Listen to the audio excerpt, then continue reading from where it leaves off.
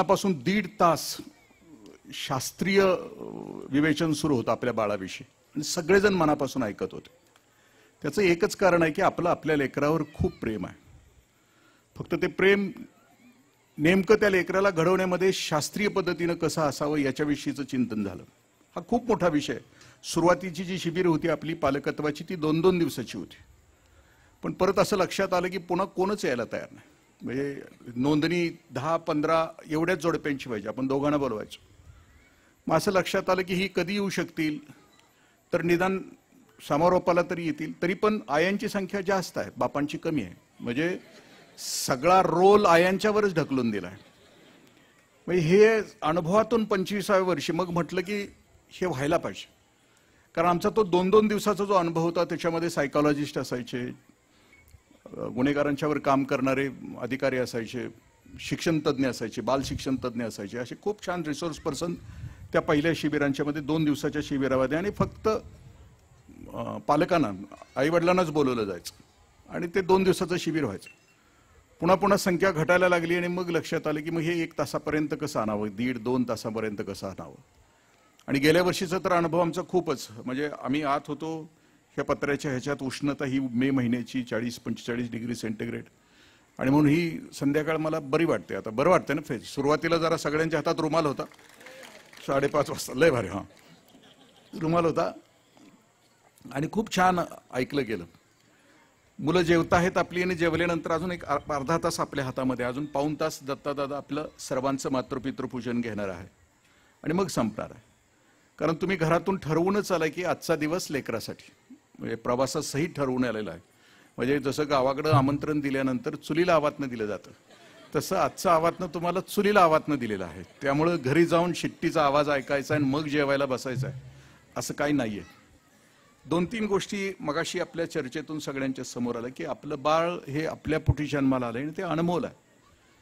आणि मग प्रश्न सिबलिंग रायव्हलरीचा होता, विश्वास ठेवण्याचा होता, अनुवंशिक किती आणि सहवासानं किती होतं, इतर गोष्टींनी किती होतं.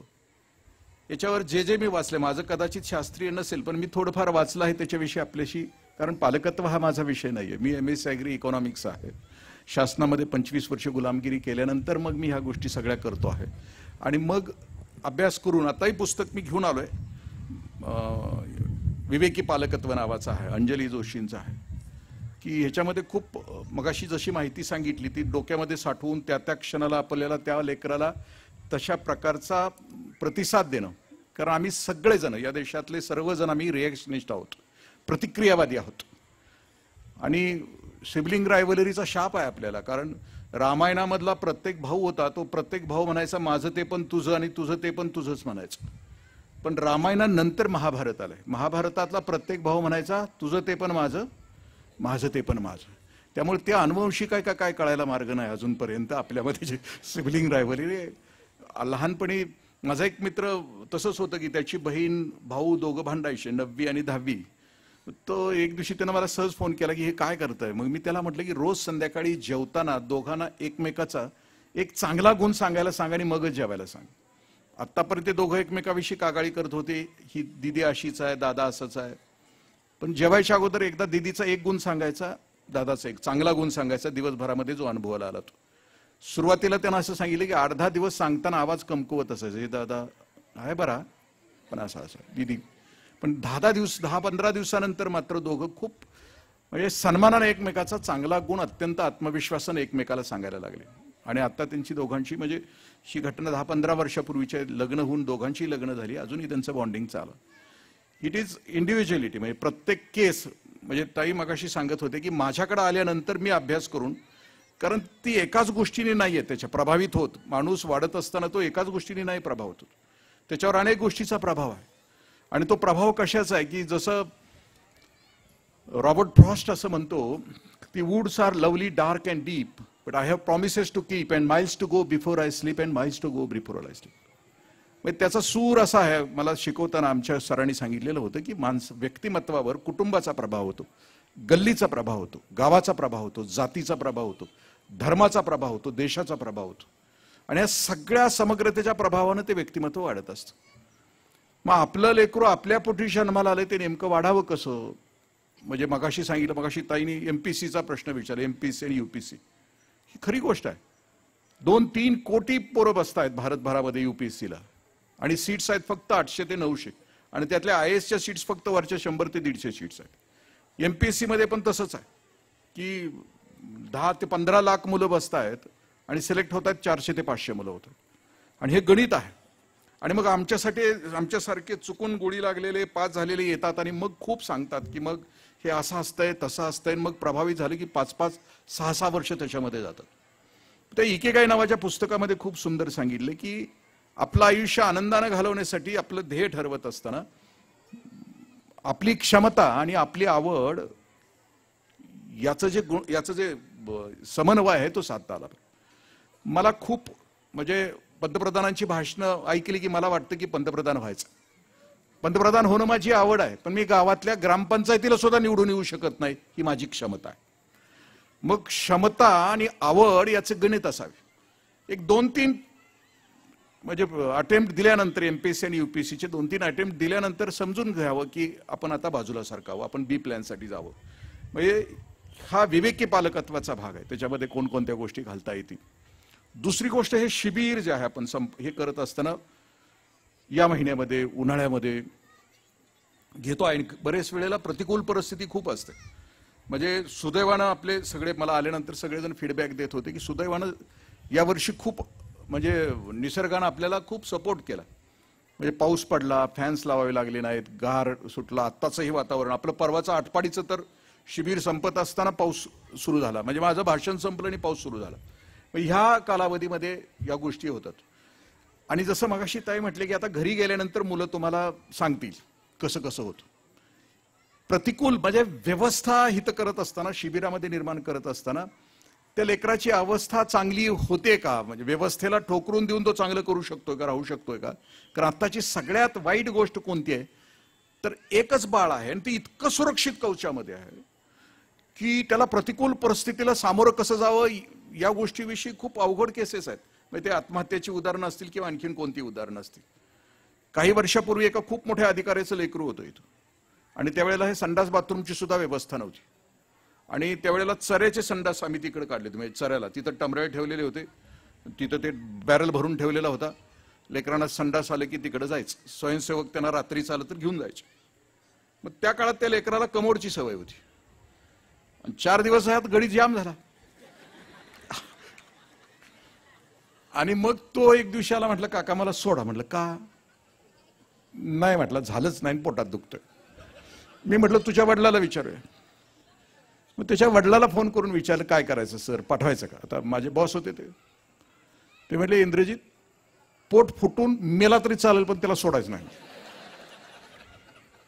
मी म्हटलं तुझ्या वडिलाचा निरोप असा आहे. तो एक अर्ध्या तासानं गेला आणि परत आला, म्हटला काका जमलं. आम्ही प्रतिकूल परिस्थितीमध्ये आपली लेकरं, कारण आम्ही इतकी म्हणजे साधी सर्दी जरी झाली तरी आम्ही पळत सुटतो त्याच्यामध्ये. त्याला प्रतिकूल, माझं एकुलतं एक लेकरू आहे, ते दरवर्षी कुठंतरी ह्याला जातं, काय त्याला ट्रेकिंगला जातं, खूप मोठ्या मोठ्या डोंगरावर, आणखीन अवघड ह्याच्यावर. मग ते दरवेळेला मला विचारत असतं. मग प्रतिभा मला म्हणत असते तुम्ही सांगा त्याला नको म्हणून, पण ते जायचं असतं.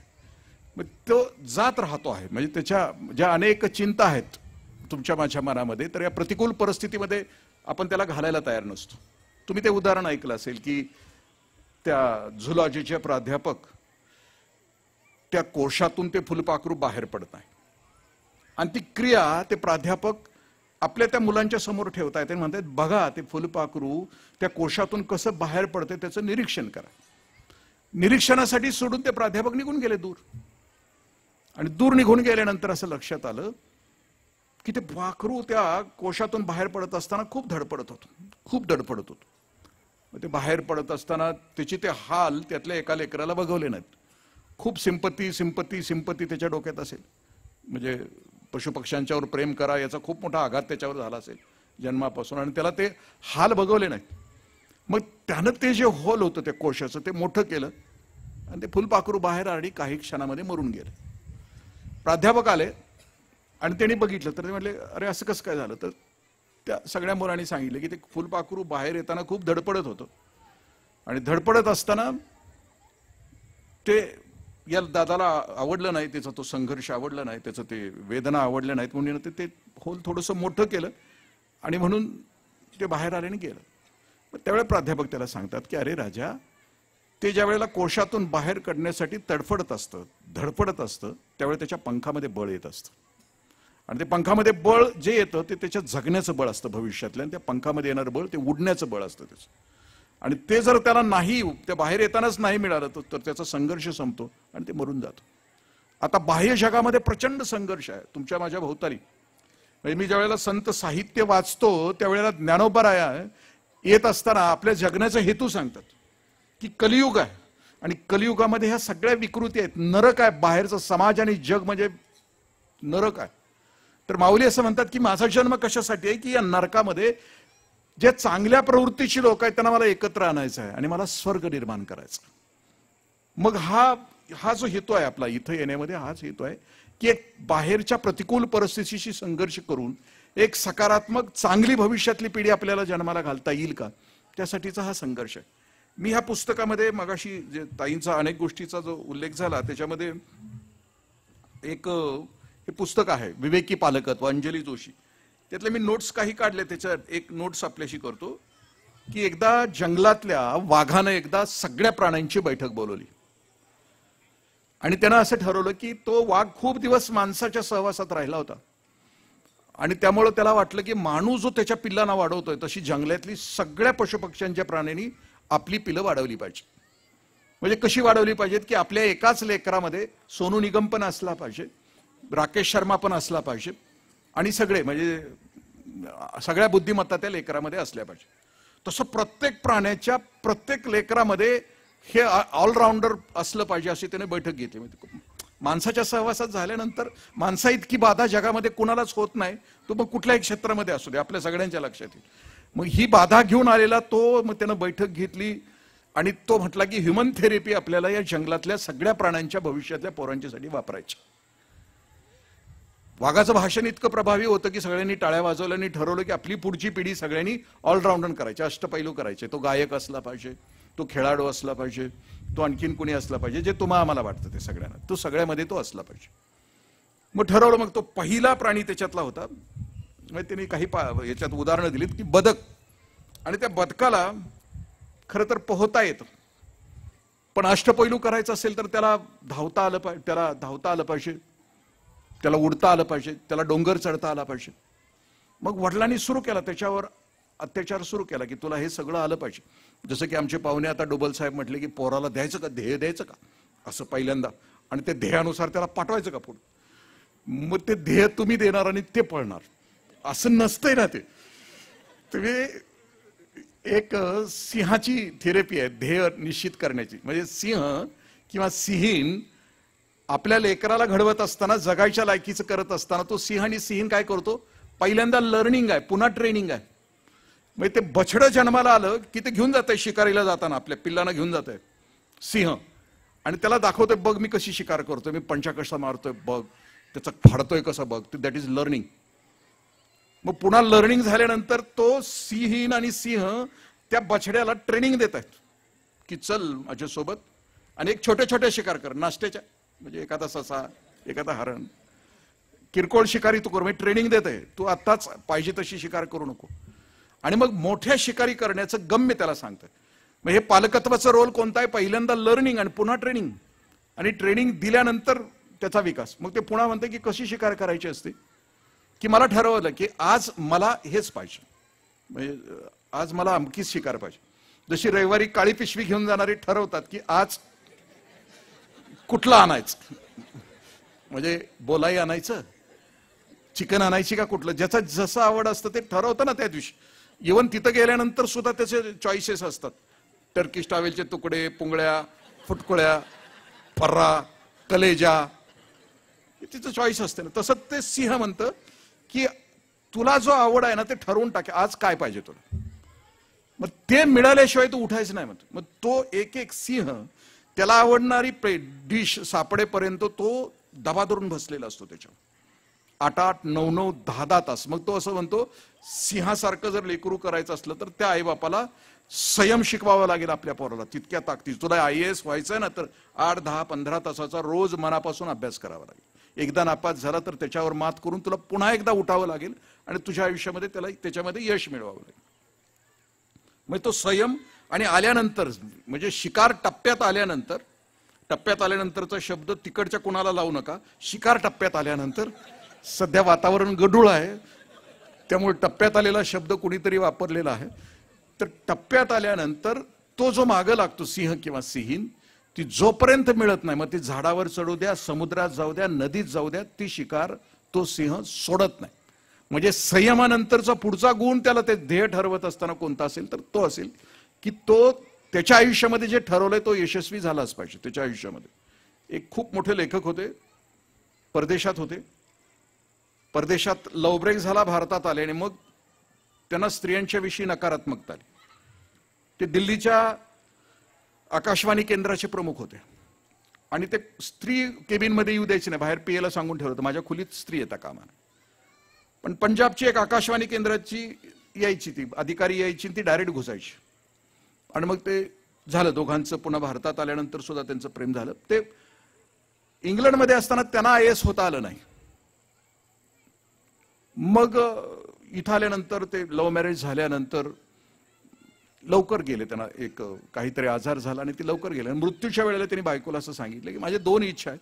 एक इच्छा आहे की गावी माझं जे दत्त मंदिर आहे त्याला मृत्यूच्या अगोदर मला नेऊन आण, आणि दुसरं, मी IAS होऊ शकलो नाही,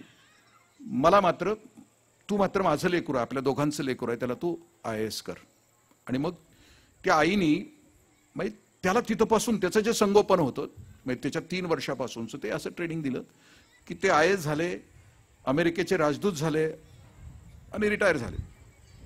तो जो ट्रेनिंगचा भाग आहे तो मी आत्ताशी आपल्याशी शेअर केला. आता ह्या ह्युमन थेरपीतले त्या ह्या बदकाला नाही जमलं. मग त्याच्यावर शिक्का काय पडला, परिणाम काय झाला की तो चढणं, पळणं, धावणं याच्यामध्ये त्याच्या आयुष्याचा वेळ गेला आणि पोहणं सुद्धा विसरून गेला आणि त्याच्यावर शिक्का पडून गेला की तो एक सर्वसाधारण आहे.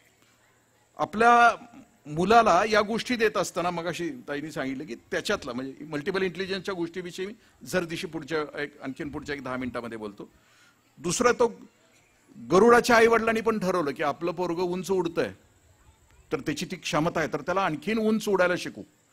तो यशस्वी, चमकोगिरी, जिथं चमकताय तिथं आपलं पोरगं असलं पाहिजे. मग आई वडील खाली बसायचे, घड्याळ घेऊन बसायचे, ते उंचीचा आलेख घेऊन बसायचे, तो आणखीन किती उंच उडतोय तो बघत राहायचे. पण असं झालं त्या गरुडाच्या लक्षात आलं की ह्या चाकोरीबद्ध गोष्टीतून त्याला उंच उडता येत नाही. तो स्वतःच्या हिमतीनं, स्वतःच्या जगण्यानं तो उंच उडायचा. पण ज्यावेळेला त्यांनी प्रशिक्षक ठेवला आईबापाने की माझ्या लेकराला इतकं उंच उडता आलं पाहिजे आणि याच पद्धतीनं उडता आलं पाहिजे, त्यानं ते सगळं टाळायला सुरुवात केली आणि ह्या सगळ्या त्रासाला तो कंटाळला आणि आईवडिलांनी त्याच्यावर शिक्का मारून टाकला की याला यशस्वीच व्हायचं नाही आयुष्यामध्ये, हा नाठाळ आहे आणि हा त्रासदायक आहे बापाला, म्हणून त्याच्यावर तो शिक्का मारला. तिसरा आहे तो कांगारू आहे. त्या कांगारू जन्माला आल्यानंतर 2 पायानं उड्या मारत होता. पण आई वडिलांनी त्याला सांगितलं की तुला चालता यायला पाहिजे, पळता यायला पाहिजे, पण जंगलातले सगळे प्राणी आहेत ते 4 पायावर चालतायत आणि तू 2 पायावर कसं काय चालतो. सुरुवातीला तो म्हणायचा की आई मला हे बरं वाटतं, आई बाबा मला हे 2 पायावर उड्या मारताना बरं वाटतं. ते म्हणते नाही, तसं चालणार नाही. जंगलातले सगळे प्राणी 4 पायावर चालतायत ना, तर तुला सुद्धा 4 पायावर चालता आलं पाहिजे.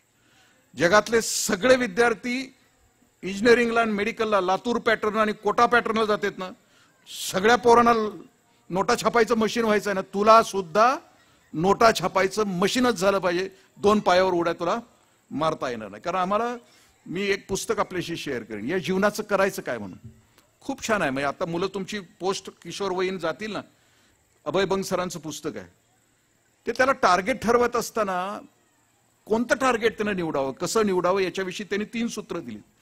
तुमच्या लेकराचा स्वभाव काय आहे बघा, त्याचा स्वधर्म काय आहे बघा आणि युगधर्म काय आहे बघा, आणि त्यानुसार तुमचं लेकरू वाढवा असं ते म्हणतात. पुढचा तो आहे की कावळा आहे.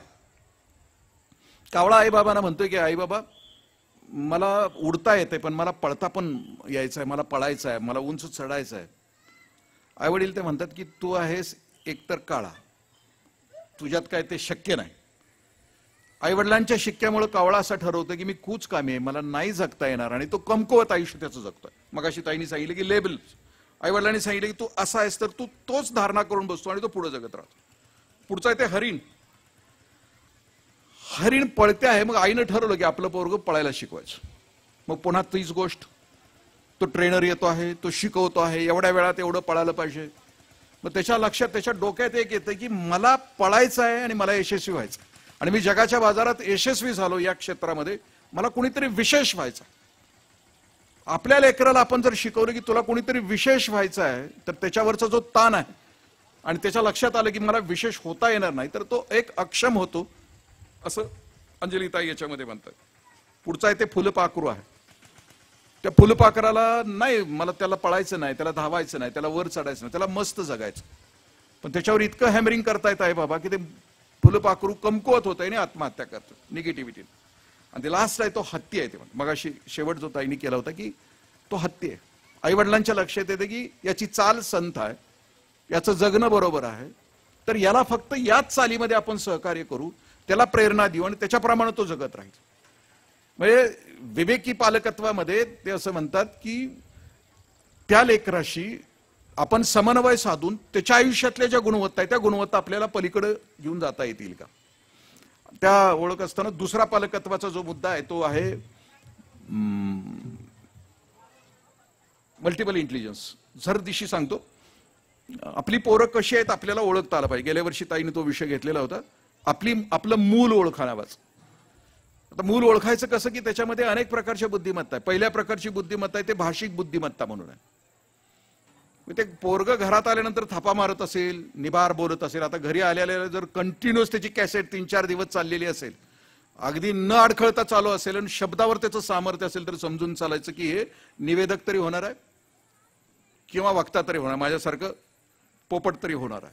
तर त्याला त्या क्षेत्रामध्ये त्याचा विकास करायला मदत करणं. दुसरी बुद्धिमत्ता ते म्हणतात की गणितीय बुद्धिमत्ता.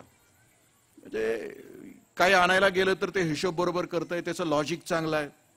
गणित हा खूप विशिष्ट असा विषय आहे. मला माझ्या आयुष्यामध्ये कधी जमलं नाही गणित, कधीच नाही, अजूनही जमत नाही. त्यामुळं मी आणि माझ्याबरोबरचे सगळे ट्रस्टी आहेत किंवा सगळे पोरं आहेत ते सगळी गणितामध्ये नापास असल्यामुळं सगळेच कर्जबाजारी आहेत, कारण गणितच जमत नाही. 10वीला सुद्धा आम्ही गणित पास झालो, मला बरोबर 52 मार्क्स पडले. कुणी जर मला असं सांगितलं हे गणिताचे प्राध्यापक आहेत, गणित शिकवतात किंवा गणितामध्ये PhD झालेत, तर मी एकदम असा माझं तोंड उघडतं, हा कुठल्या परग्रहावरून आलेला प्राणी आहे का असं मला वाटत राहतं. ती त्याची बुद्धिमत्ता आहे, निसर्गानं त्याला दिला आहे. देहाची म्हणजे शारीरिक बुद्धिमत्ता ते म्हणतात. त्याच्यामध्ये तो खेळ चांगलं खेळतो, नकला चांगल्या करतो, लग्नासनं आलं, कोणाच्या साखरपुड्यासनं आलं की कोण कसं म्हटलं, शिक्षकांच्या सुद्धा नकला करत राहतो. काही शिक्षक काय बोलतात, कसं उभं राहतात, कुठला शब्द रिपीट करतात, म्हणजे आणि म्हणून असं, आणि त्यांच्या तो नकला करत राहतो. पुढची बुद्धिमत्ता ते म्हणतात की संगीतीय बुद्धिमत्ता. घरात बसलं तरी ते टेबल बडवल, बाथरूमला गेलं तर सिंगिंग करेल, बाथरूम सिंगिंग करेल. मग त्याला त्या संगीतामध्ये खूप आनंद आहे, त्याच्या आयुष्याचा आनंद त्याच्यामध्ये. किशोर कुमार त्यांच्या चरित्रात असं म्हणतात की मला नव्हतं जायचं सायन्सला, पण माझ्या आईवडिलांनी सायन्सला घातलं. मला ते फिजिक्स केमिस्ट्रीची सूत्र कधी पाठच व्हायची नाहीत. मग मी ते गाण्यामध्ये रचायचो आणि मग बाथरूमला गेलो की ते रचून मग ते पाठांतर करायचो. ती त्यांची संगीतीय बुद्धिमत्ता. पुढच्या प्रकारची आहे की सगळ्यांचा समन्वय करता येणारी बुद्धिमत्ता. आता एखादं बाळ इथं असेल, आता मला झाल्यानंतर 3-4 दिवस याचं कवित्व सुरू असतं. एखादं बाळ तुमचं असं असेल की 400च्या 400 पोरांचा दोस्त झालाय इथं आल्यानंतर, मग त्याची जी समन्वय बुद्धिमत्ता आहे. आणि मला याच्यातलं एक साने गुरुजींचं एक वाक्य खूप छान आठवतं. साने गुरुजींच्या आईला साने गुरुजींनी विचारलं होतं, श्यामने विचारलं होतं की श्याम मी कोण हो. त्यावेळेला साने गुरुजींची आई असं म्हटले की बाळा तू कोण पण हो, कुणी झाला तरी चालशील, मला शिपाई झाला तरी चालशील किंवा आणखी कुणी झाला तरी चालशील, पण तू सगळ्यांचा लाडका हो. म्हणजे हे बुद्धिमत्तेचं वर्णन ऐकत असताना मला खूप आनंद झाला की सगळ्यांचं लाडकं होणं या जगामध्ये खूप अवघड गोष्ट आहे. त्याच्याकडे खूप सहनशीलता पाहिजे, त्याला खूप समजून घेण्याची ताकद पाहिजे. उगाच सगळ्यांचं लाडकं कोणीही होत नाही. मग अशी जे व्यक्तिमत्व सांगितलं ना, घरातलं एक व्यक्तिमत्व आपले असं असतं की सगळे त्याला चिकटतात, की ज्याला अनकंडिशनल लव करता येतं, खूप निर्व्याज प्रेम करता येतं, अहेतुक प्रेम करता येतं, असं होणं. नैसर्गिक बुद्धिमत्ता. परफेक्शनिस्ट बुद्धिमत्ता, ह्या सगळ्या बुद्धिमत्ता. समारोपाला मी फक्त एवढंच की आपल्याशी सांगेन की यश आणि मुलगा हॅपी असणं, खुश असणं, याच्यातली निवड करत असताना आमच्या पोटी जन्माला आलेलं बाळ आम्हाला यशस्वी हवं आहे का सुखी हवं आहे? यशस्वी हवाय असं मला म्हटलं, पण तो दुःखी आहे. यशस्वी म्हणजे तो IAS IPS झाला किंवा आमच्यासारखा अधिकारी झाला आणि तणावात राहतो आहे, प्रचंड तणावात आहे.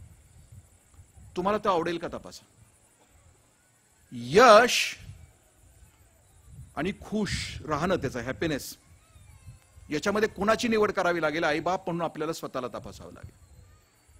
म्हणजे यश त्याच्या आयुष्यामध्ये त्याला भविष्यामध्ये दुःख देणार असेल तर ते यश आपल्या लेकराला आपल्याला द्यायचं आहे का नाही तपासावं लागेल. माझा मुलगा निरंतर त्याच्या आयुष्याच्या शेवटच्या श्वासापर्यंत खुश असला पाहिजे, हॅपी असला पाहिजे. कारण मी आयुष्याचे 4 हेतू सांगत असताना माणूस नावाची जात आहे ती 4 गोष्टीसाठी जगते. पहिली गोष्ट आहे की प्लेजरसाठी काही माणसं जगतात. खा प्या आणि मजा करा, eat drink and be happy, ये दिल मांगे मोर. कशासाठी जात? म्हणजे बऱ्याच रेसिडेन्शियल स्कूल आहे, त्या स्कूल मधले आई बापा मला सांगतात, जी शाकाहारी शाळा आहे तिथं आई बाबा विचारतात मग रविवारी तरी देता का नाही? म्हणजे हे खायला सोकलं हिकलं, पण त्याला तिकडंही द्यायचं असतं. खा प्या आणि मजा करा, eat drink and be happy, ये दिल मांगे मोर, म्हणजे त्याला जगणं असं वाटत असतं. एवढं सगळं जगणं असेल तर ज्यांच्याकडे हे सगळं आहे ते सुखी आहेत का? बघा, खाण्यासाठी सगळी समृद्धी घरामध्ये आहे. ब्रँडेड शूज, ब्रँडेड कपडे, ब्रँडेड मोबाईल, जे हवं ते त्यांच्या सोबत आहे, पण ते सुखी आहेत का? बघा, प्लेजर त्यांना सुखी करत आहे का? बघा. दुसरं आहे पॅशन. पॅशन म्हणजे मगाचाच गुण आहे की ज्याला निसर्गानं जे दिलेलं आहे, कोणाला साहित्य, संगीत, जे काही दिलंय त्या क्षेत्रामध्ये तो आनंद मुक्त. म्हणजे एखादा कलाकार आहे जसे की कार्तिकी गायकवाड, त्याच्यामध्ये आनंदी आहे. जसं की लता मंगेशकर, तिचं पॅशन आहे. म्हणजे निसर्गानं तिला ज्या कारणासाठी जन्माला घातलंय, जी बुद्धिमत्ता देऊन जन्माला घातलंय, त्या बुद्धिमत्तेसाठी तो जगत राहतो. आणि ते त्याचं पॅशन आहे त्याच्या आयुष्याचं. तिसरी गोष्ट ते असं म्हणतात की प्लेजर, पॅशन, पर्पज. काही लोकांना आयुष्याचा पर्पज कळतो की मी कशासाठी जन्माला आलो. खूप कमी लोकांना कळतं. की जसं ज्ञानोबरायांना जर विचारलं की तुमच्या आयुष्याचा पर्पज काय, तर ते सहज सांगतील, अवघाची संसार, सुखाचा करीनं, आनंदे भरीनं. तिन्ही लोक. नामदेवरायांना विचारलं की तुमच्या आयुष्याचा पर्पज काय, ते म्हणतात की ज्ञानदीप लावू जगी, नाचू कीर्तनाचे रंगी. खूप कमी लोकांना आयुष्याचा पर्पज कळतो, खूप कमी लोकांना, की ज्यांना कळतं की माझा 3.5 हाताचा देह कशासाठी आहे. त्या जे पुस्तक आहे मी आता आपल्याशी शेअर केलं की या जीवनाचं करायचं काय, तर त्याच्यामध्ये खूप छान सांगतात की अभय बंग सर की अरे आता आपल्या लेकरांना नका ना नोटा छापायचं मशीन नका ना करू, त्यांना गुलाम नका ना करू, त्यांना सिसिफस नका ना करू. शिक्षणाचा संबंध त्याच्या इन्कमशी आम्ही जोडून टाकला आणि शिक्षण त्या लेकरांच्या आयुष्यामध्ये त्यांना गुलाम करून गेलं असं म्हणतो. म्हणजे एक तर लॉरेन्स नावाचा विचारवंत अमेरिकेचा, तो म्हणतो की जगभरातल्या शाळा येत्या 100 वर्ष बंद करून टाका, कारण या शाळेने ज्या लेकरांचं नुकसान केलं तुम्ही आम्ही सगळेजण अनुभवतो. 10वी आणि 12वी नंतरच्या आत्महत्या आणि 10वी आणि 12वीच्या निकालाच्या वेळेला सगळ्यात जास्त बीपी असणारा आईबापांचा बीपी, हे शिक्षण आनंददायी आहे का तपासाचं म्हणतो.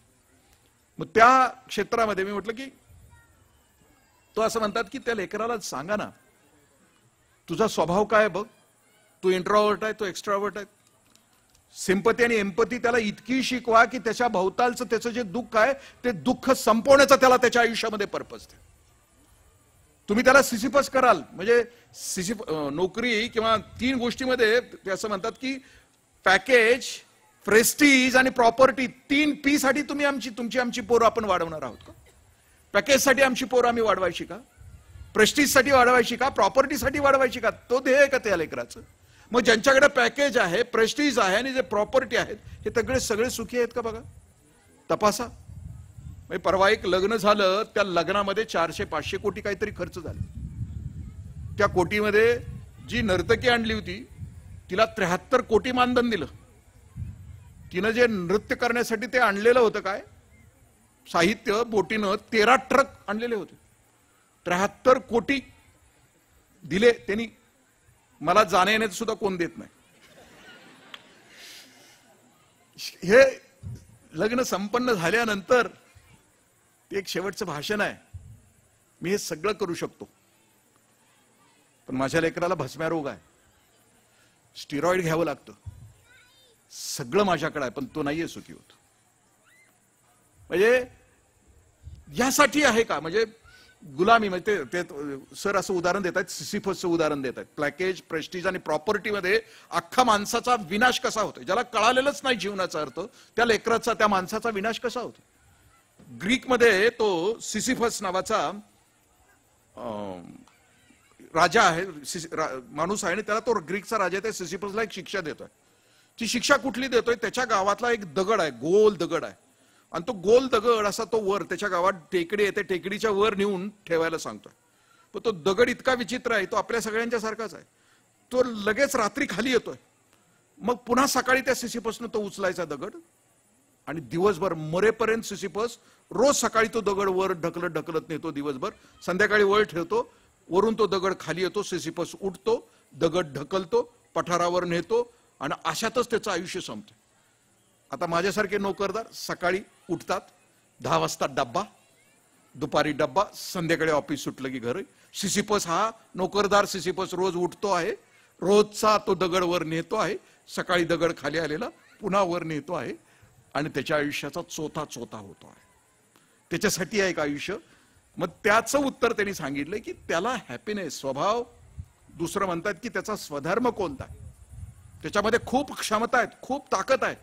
मग त्याच्यातल्या अनेक गोष्टी त्यांनी सांगितल्यात, की जशी ग्रेटा थुनबर्ग नावाची पोरगी आहे, ती 16व्या वर्षी जगाला सांगते आहे, ती युनोमध्ये भाषण देते आहे की 2050 साली माणूस नावाची जात संपणार आहे, कारण पृथ्वीचं टेम्परेचर 55 डिग्री सेंटीग्रेड होईल, खायला अन्न नसेल, प्यायला पाणी नसेल, श्वास घ्यायला हवा नसेल, अशी अवस्था 2050 साली असेल, आणि मग ती संपेल.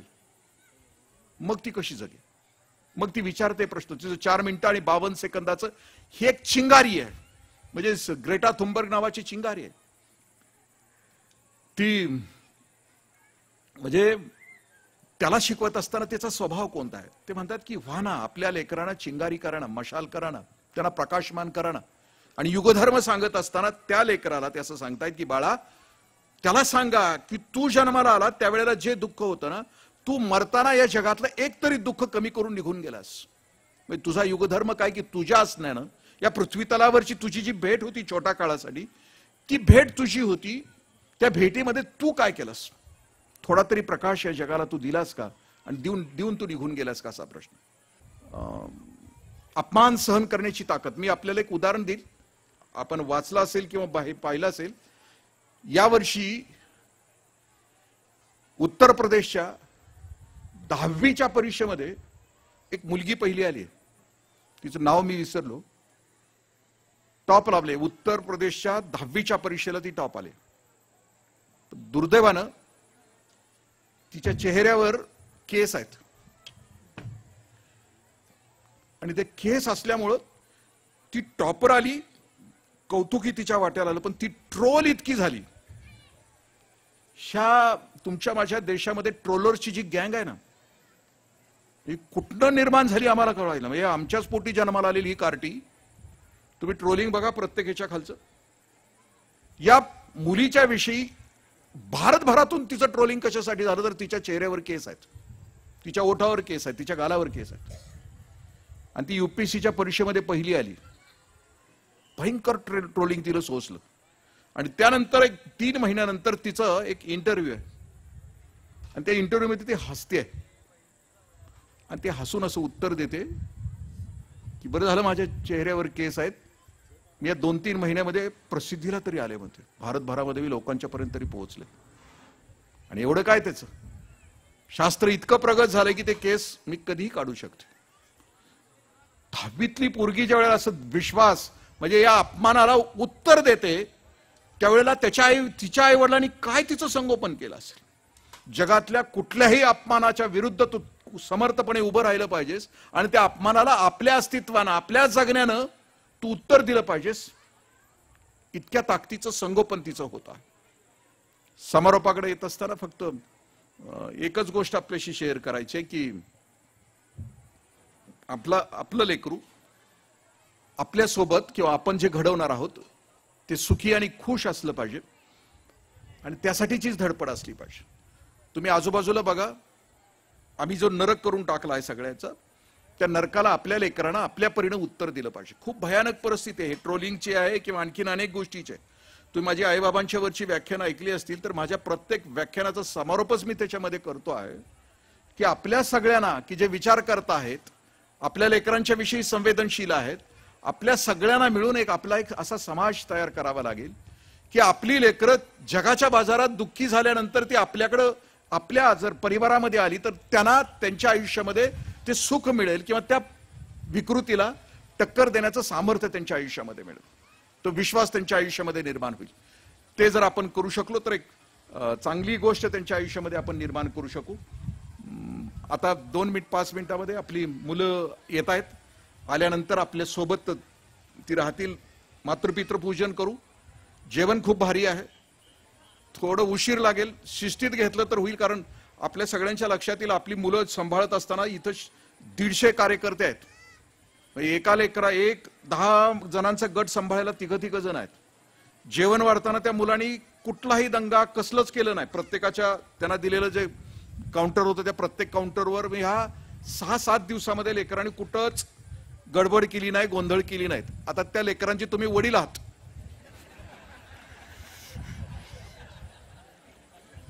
म्हणजे आता तुम्हाला जाता सांगायला नको, तर त्या ताकदीनं आपण आता हा शेवटचा खूप मला या गोष्टीचा आनंद झाला की ह्या सुवर्ण संध्याकाळी खूप छान सेशन, आणि तुम्ही मगाशी पण नाचला. अशीच शिबिरं इथं होतात. भविष्यातला तर मुलींचं शिबिर आहे किंवा स्त्रियांचं शिबिर आहे, शौर्यवर्धिनी, ते सप्टेंबरमध्ये आहे. त्यानंतर गुरुजनांच्यासाठी शिबिर आहे, पथनाट्य शिबिर आहे. याच वातावरणामध्ये छान खूप रिसोर्स पर्सन, म्हणजे आता आमची ही पुढची लेकरं इतकी तयार झाली आहेत की आता आमची रिटायरमेंटची वेळ आलेली आहे. इतक्या ताकदीची ही सगळी पुढची समर्थ पिढी तयार झालेली आहे. सगळं शिबिर, म्हणजे एकही फोन मला इथून आला नाही कोणाचा की असं असं घडलंय, असं असं घडतंय. एक ही निगेटिव्हिटी निर्माण झाली नाही आणि या पोरांनी ती सांभाळलेली आहे. खूप छान शिबिर पार पडलेलं आहे आपल्या सगळ्यांच्या सहयोगानं, आणि त्या शिबिराचा समारोपही तसाच